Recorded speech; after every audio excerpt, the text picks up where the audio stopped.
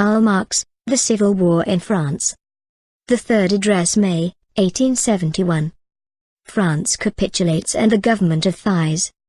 In September 4, 1870, when the working men of Paris proclaimed the Republic, which was almost instantaneously acclaimed throughout France, without a single voice of dissent, a cabal of place-hunting barristers, with Thiers for their statesman, and Trochu for their general, took hold of the Hôtel de Ville. At that time they were imbued with so fanatical a faith in the mission of Paris to represent France in all epochs of historical crisis that, to legitimate their usurped titles as governors of France, they thought it quite sufficient to produce their lapsed mandates as representatives of Paris. In our second address on the late war, 5 days after the rise of these men, we told you who they were. Yet, in the turmoil of surprise, with the real leaders of the working class still shut up in Bonapartist prisons and the Prussians already marching on Paris, Paris bore with their assumption of power, on the express condition that it was to be wielded for the single purpose of national defense. Paris, however, was not to be defended without arming its working class, organizing them into an effective force, and training their ranks by the war itself. But Paris armed was the revolution armed. A victory of Paris over the Prussian aggressor would have been a victory of the French workman over the French capitalist and his state parasites. In this conflict between national duty and class interest, the government of national defense did not hesitate one moment to turn into a government of national defection. The first step they took was to send Thiers on a roving tour to all the courts of Europe, to beg mediation by offering the barter of the Republic for a king. 4 months after the commencement of the siege of Paris, when they thought the opportune moment came for breaking the first word of capitulation, Trochu, in the presence of Jules Favre, and others of his colleagues, addressed the assembled mayors of Paris in these terms. The first question put to me by my colleagues on the very evening of the 4th of September was this: Paris, can it, with any chance of success, stand a siege by the Prussian army? I did not hesitate to answer in the negative. Some of my colleagues here present will warrant the truth of my words and the persistence of my opinion. I told them, in these very terms, that, under the existing state of things, the attempt of Paris to hold out a siege by the Prussian army would be a folly. Without doubt, I added, it would be an heroic folly, but that would be all. The events, managed by himself, have not given the lie to my prevision. This nice little speech of Trochu was afterwards published by M. Carbon, one of the mayors present. Thus, on the very evening of the proclamation of the Republic, Trochu's plan was known to his colleagues to be the capitulation of Paris. If national defense has been more than a pretext for the personal government of Thiers, Favre, and co., the upstarts of September 4th would have abdicated on the 5th, would have initiated the Paris people into Trochu's plan, and called upon them to surrender at once, or to take their own fate into their own hands. Instead of this, the infamous impostors resolved upon curing the heroic folly of Paris by a regimen of famine and broken heads, and to dupe her in the meanwhile by ranting manifestos, holding forth that Trochu, the governor of Paris, will never capitulate, and Jules Favre, the foreign minister, will not cede an inch of our territory, nor a stone of our fortresses. In a letter to Gambetta, the very same Jules Favre avows that what they were defending against were not the Prussian soldiers, but the working men of Paris. During the whole continuance of the siege, the Bonapartist cutthroats, whom Trochu had wisely entrusted with the command of the Paris army, exchanged, in their intimate correspondence, ribald jokes at the well-understood mockery of defense. See, for instance, the correspondence of Alphonse Simon Guillot, Supreme Commander of the Artillery of the Army of Defense of Paris and Grand Cross of the Legion of Honor, to Suzanne, General of Division of Artillery, a correspondence published by the Journal Officiel of the Commune. The mask of the true heroism was at last dropped on January 28, 1871. With the true heroism of utter self-debasement, the government of national defense, in their capitulation, came out as the government of France by Bismarck's prisoners, a part so base that Louis Bonaparte himself had, at Sedan, shrunk from accepting it. After the events of March 18 on their wild flight to Versailles, the Capitulates left in the hands of Paris the documentary evidence of their treason, to destroy which, as the Commune says in its manifesto to the provinces, those men would not recoil from battering Paris into a heap of ruins washed by a sea of blood. To be eagerly bent upon such a consummation, some of the leading members of the government of defense had, besides, most peculiar reasons of their own. Shortly after the conclusion of the armistice, M. Millier, one of the representatives of Paris to the National Assembly, now shot by express orders of Jules Favre, published a series of authentic legal documents in proof that Jules Favre, living in concubinage with the wife of a drunken resident at Algiers, had, by a most daring concoction of forgeries, spread over many years, contrived to grasp, in the name of the children of his adultery, a large succession, which made him a rich man, and that, in a lawsuit undertaken by the legitimate heirs, he only escaped exposure by the connivance of the Bonapartist tribunals.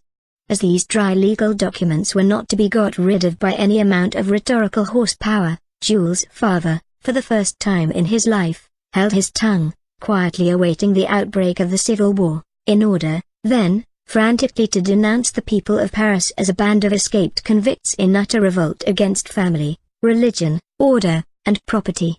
This same forger had hardly got into power, after September 4, when he sympathetically let loose upon society pick and tail Leffer, convicted, even under the Empire, of forgery in the scandalous affair of Etendard. One of these men, Tail Leffer, having dared to return to Paris under the Commune, was at once reinstated in prison, and then Jules Favre exclaimed, from the tribune of the National Assembly, that Paris was setting free all her jailbirds. Ernest Picard, the Joe Miller of the Government of National Defense, who appointed himself Finance Minister of the Republic after having in vain striven to become Home Minister of the Empire, is the brother of one Arthur Picard, an individual expelled from the Paris Bourse as a blackleg. See report of the Prefecture of Police, dated July 13, 1867, and convicted, on his own confession, of theft of 300,000 francs, while manager of one of the branches of the Société Générale, footnote A, Rue Palestro, No. 5, see report of the Prefecture of Police, dated December 11, 1868. This Arthur Picard was made by Ernest Picard the editor of his paper, Le Lecteur Libre. While the common run of stock jobbers were led astray by the official lies of this finance office paper, Arthur was running backwards and forwards between the finance office and the Bourse, that to discount the disasters of the French army. The whole financial correspondence of that worthy pair of brothers fell into the hands of the Commune. Jules Ferry, a penniless barrister before September 4, contrived, as mayor of Paris during the siege, to job a fortune out of famine. The day on which he would have to give an account of his maladministration would be the day of his conviction. These men, then, could find in the ruins of Paris only their tickets of leave. Footnote 1, they were the very men Bismarck wanted. With the help of some shuffling of cards, Thiers, hitherto the secret prompter of the government, now appeared at its head, with the tickets of leave men for his ministers. Theirs, that monstrous gnome, has charmed the French bourgeoisie for almost half a century, because he is the most consummate intellectual expression of their own class corruption. Before he became a statesman, he had already proved his lying powers as an historian. The chronicle of his public life is the record of the misfortunes of France. Banded, before 1830, with the Republicans, he slipped into office under Louis Philippe by betraying his protector Lafayette, ingratiating himself with the king by exciting mob riots against the clergy, during which the Church of Saint-Germain-l'Auxerrois and the Archbishop's Palace were plundered, and by acting the minister's Pierrepont, and the jailer catch of the Duchess de Berry. Footnote B, the massacre of the Republicans in the Rue Transnonain, and the subsequent infamous laws of September against the press and the right of association, were his work. Footnote C, reappearing as the chief of the cabinet in March 1840, he astonished France with his plan for fortifying France. Footnote D, to the Republicans, who denounced this plan as a sinister plot against the liberty of Paris, he replied from the tribune of the Chamber of Deputies. What? To fancy that any works of fortification could ever endanger liberty. And first of all you calumniate any possible government in supposing that it could some day attempt to maintain itself by bombarding the capital, but that the government would be 100 times more impossible after its victory than before. Indeed, no government would ever have dared to bombard Paris from the forts, save that government which had previously surrendered these forts to the Prussians. When King Bomba, Ferdinand II of Spain, tried his hand at Palermo, in January 1848, Thiers, then long since out of office, again rose in the Chamber of Deputies. You know, gentlemen, what is happening at Palermo. You, all of you, shake with horror, in the parliamentary sense, on hearing that during 48 hours a large town has been bombarded. By whom? Was it a foreign enemy exercising the rights of war? No, gentlemen, it was by its own government. And why? Because the unfortunate town demanded its rights. Well, then, for the demand of its rights it has got 48 hours of bombardment. Allow me to appeal to the opinion of Europe. It is doing a service to mankind to arise, and to make reverberate, from what is perhaps the greatest tribune in Europe, some words, indeed words, of indignation against such acts. When the Regent Espartero, who had rendered services to his country, which Thiers never did, intended bombarding Barcelona, in order to suppress its insurrection, there arose from all parts of the world a general outcry of indignation. 18 months afterwards, Thiers was amongst the fiercest defenders of the bombardment of Rome by a French army. In fact, the fault of King Bomba seems to have consisted in this only, that he limited his bombardment to 48 hours.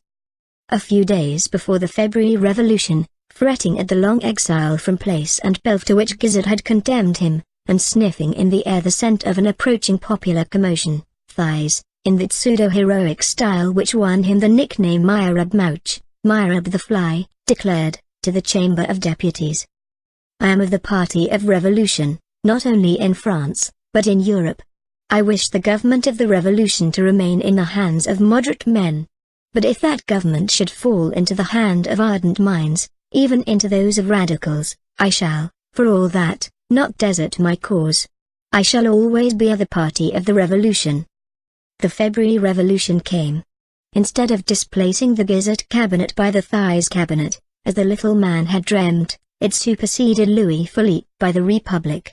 On the first day of the popular victory, he carefully hid himself, forgetting that the contempt of the working men screened him from their hatred. Still, with his legendary courage, he continued to shy the public stage, until the June, 1848, massacres had cleared it for his sort of action. Then he became the leading mind of the Party of Order, F, and its parliamentary republic, that anonymous interregnum, in which all the rival factions of the ruling class conspired together to crush the people, and conspired against each other to restore to each of them its own monarchy. Then, as now, Thiers denounced the Republicans as the only obstacle to the consolidation of the Republic. Then, as now, he spoke to the Republic as the hangman spoke to Don Carlos, I shall assassinate thee, but for thy own good. Now, as then, he will have to exclaim on the day after his victory, L'Empire est fait, the empire is consummated. Despite his hypocritical homilies about the necessary liberties and his personal grudge against Louis Bonaparte, who had made a dupe of him, and kicked out parliamentarism, and, outside of its factitious atmosphere, the little man is conscious of withering into nothingness. He had a hand in all the infamies of the Second Empire, from the occupation of Rome by French troops to the war with Prussia, which he incited by his fierce invective against German unity, not as a cloak of Prussian despotism, but as an encroachment upon the vested right of France in German disunion. Fond of brandishing, with his dwarfish arms in the face of Europe, the sword of the first Napoleon, whose historical shoeblack he had become, his foreign policy always culminated in the utter humiliation of France, from the London Convention G, of 1840 to the Paris Capitulation of 1871, and the present civil war, where he hounds on the prisoners of Sedan and Metz H, against Paris by special permission of Bismarck. Despite his versatility of talent and shiftiness of purpose, this man has his whole lifetime been wedded to the most fossil routine. It is self-evident that to him the deeper undercurrents of modern society remained forever hidden, but even the most palpable changes on its surface were abhorrent to a brain, all the vitality of which had fled to the tongue. Thus, he never tired of denouncing as a sacrilege any deviation from the old French protective system. When a minister of Louis Philippe, He railed at railways as a wild chimera, and when in opposition under Louis Bonaparte, he branded as a profanation every attempt to reform the rotten French army system. Never in his long political career has he been guilty of a single, even the smallest, measure of any practical use.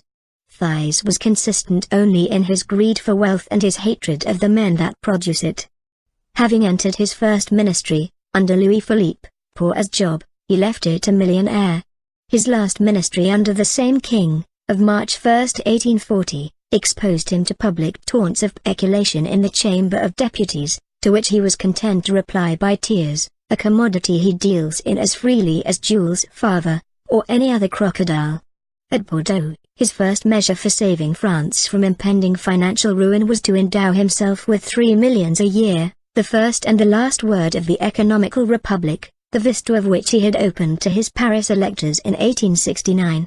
One of his former colleagues of the Chamber of Deputies of 1830, himself a capitalist and, nevertheless, a devoted member of the Paris Commune, M. Bisley, lately addressed Thiers thus in a public placard. The enslavement of labor by capital has always been the cornerstone of your policy, and from the very day you saw the Republic of Labor installed at the Hôtel de Ville, you have never ceased to cry out to France, these are criminals. A master in small state roguery, a virtuoso in perjury and treason, a craftsman in all the petty stratagems, cunning devices, and base perfidies of parliamentary warfare, never scrupling, when out of office, to fan a revolution, and to stifle it in blood when at the helm of the state, with class prejudices standing him in the place of ideas, and vanity in the place of a heart, his private life as infamous as his public life is odious. Even now, when playing the part of a French Sulla, he cannot help setting off the abomination of his deeds by the ridicule of his ostentation. The capitulation of Paris, by surrendering to Prussia not only Paris, but all France, closed the long-continued intrigues of treason with the enemy, which the usurpers of September 4 had begun, as Troche himself said, on the very same day. On the other hand, it initiated the civil war they were now to wage, with the assistance of Prussia, against the Republic and Paris. The trap was laid in the very terms of the capitulation. At that time, above 1/3 of the territory was in the hands of the enemy, the capital was cut off from the provinces, all communications were disorganized. To elect, under such circumstances, a real representation of France was impossible, unless ample time were given for preparation. In view of this, the capitulation stipulated that a National Assembly must be elected within 8 days, so that in many parts of France the news of the impending election arrived on its eve only. This assembly, moreover, was, by an express clause of the capitulation, to be elected for the sole purpose of deciding on peace or war, and, eventually, to conclude a treaty of peace. The population could not but feel that the terms of the armistice rendered the continuation of the war impossible, and that for sanctioning the peace imposed by Bismarck, the worst men in France were the best. But not content with these precautions, Thiers, even before the secret of the armistice had been broached to Paris, set out for an electioneering tour through the provinces, to galvanize back into life the Legitimist party, which now, along with the Orleanists, had to take the place of the then impossible Bonapartists. He was not afraid of them. Impossible as a government of modern France, and, therefore, contemptible as rivals, what party were more eligible as tools of counter-revolution than the party whose action, in the words of Thiers himself, Chamber of Deputies, January 5, 1833, had always been confined to the 3 resources of foreign invasion, civil war, and anarchy. They verily believed in the advent of their long-expected retrospective millennium. There were the heels of foreign invasion trampling upon France, there was the downfall of an empire, and the captivity of Bonaparte, and there they were themselves. The wheel of history had evidently rolled back to stop at the Chambers Introuvables of 1816. Footnote I, in the assemblies of the Republic, 1848 to 1851, they had been represented by their educated and trained parliamentary champions. It was the rank and file of the party which now rushed in, all the Pourceaugnacs of France. A character in one of Molière's comedies, typifying the dull-witted, narrow-minded petty landed gentry. As soon as this assembly of rurals, footnote J, had met at Bordeaux, Thiers made it clear to them that the peace preliminaries must be assented to at once, without even the honors of a parliamentary debate, as the only conditions on which Prussia would permit them to open the war against the Republic and Paris, its stronghold. The counter-revolution had, in fact, no time to lose. The Second Empire had more than doubled the national debt, and plunged all the large towns into heavy municipal debts. The war had fearfully swelled the liabilities, and mercilessly ravaged the resources of the nation. To complete the ruin, the Prussian Shylock was there with his bond for the keep of 500,000 of his soldiers on French soil, his indemnity for 5 milliards footnote K, and interest at 5% on the unpaid installments thereof. Who was to pay this bill? It was only by the violent overthrow of the Republic that the appropriators of wealth could hope to shift onto the shoulders of its producers the cost of a war which they, the appropriators, had themselves originated. Thus, the immense ruin of France spurred on these patriotic representatives of land and capital, under the very eyes and patronage of the invader, to graft upon the foreign war a civil war, a slaveholders' rebellion. There stood in the way of this conspiracy one great obstacle, Paris. To disarm Paris was the first condition of success. Paris was therefore summoned by Thiers to surrender its arms. Then Paris was exasperated by the frantic anti-republican demonstrations of the Rural Assembly and by Thiers' own equivocations about the legal status of the Republic, by the threat to decapitate and decapitalize Paris, the appointment of Orleanist ambassadors, Dufour's laws on overdue commercial bills and house rents footnote L, inflicting ruin on the commerce and industry of Paris, Puy-Quartier's tax of 2 centimes upon every copy of every imaginable publication, the sentences of death against Blanquois and Flourens, the suppression of the Republican journals, the transfer of the National Assembly to Versailles, the renewal of the state of siege declared by Palicao, and expired on September 4, the appointment of Vinoy, the Decembrister footnote M, as governor of Paris, of Valentin, the imperialist gendarme, as its prefect of police, and of Dorels de Paladine, the Jesuit general, as the commander-in-chief of its National Guard. And now we have to address a question to M. Thiers and the men of national defense, his understrappers. It is known that, through the agency of M. Puy-Quartier, his finance ministers, Thiers had contracted a loan of 2 milliards. Now, is it true or not? 1. That the business was so managed that a consideration of several hundred millions was secured for the private benefit of Thiers, Jules Favre, Ernest Picard, Puy-Quartier, and Jules Simon. And 2. That no money was to be paid down until after the pacification of Paris? Footnote N. At all events, there must have been something very pressing in the matter, for Thiers and Jules Favre, in the name of the majority of the Bordeaux Assembly, unblushingly solicited the immediate occupation of Paris by Prussian troops. Such, however, was not the game of Bismarck, as he sneeringly, and in public, told the admiring Frankfurt Philistines on his return to Germany. Footnotes 1. In England common criminals are often discharged on parole after serving the greater part of their term, and are placed under police surveillance.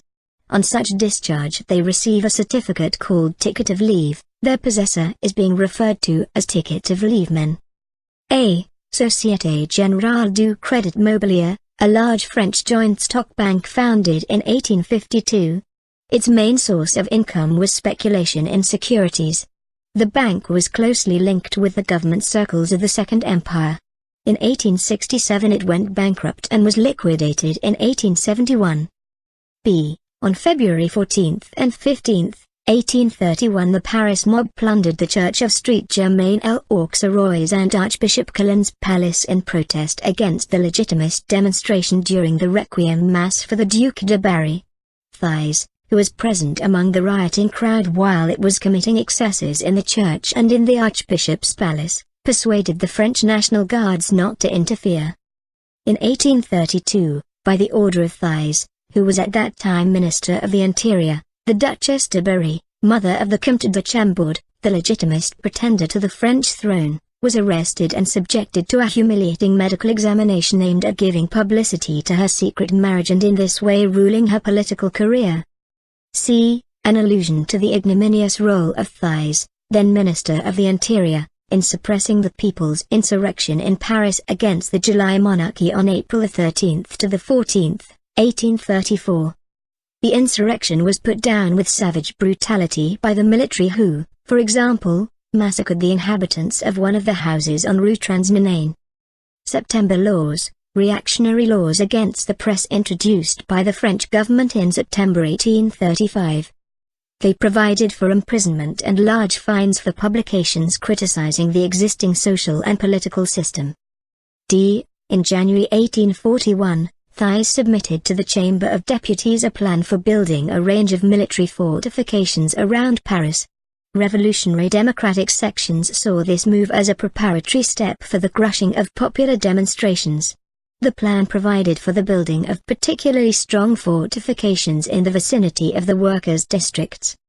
In April 1849 France, in conjunction with Austria and Naples, organized an intervention campaign against the Republic of Rome in order to crush it and restore the Pope's temporal power. French troops severely bombarded Rome. Despite heroic resistance, the Republic was crushed and Rome occupied by French troops. Party of Order, a party of the influential conservative bourgeoisie founded in 1848. It was a coalition of the two French monarchist factions, the Legitimists and Orleanists. From 1849 until the coup d'état of December 2, 1851, it held the leading position in the Legislative Assembly of the Second Republic.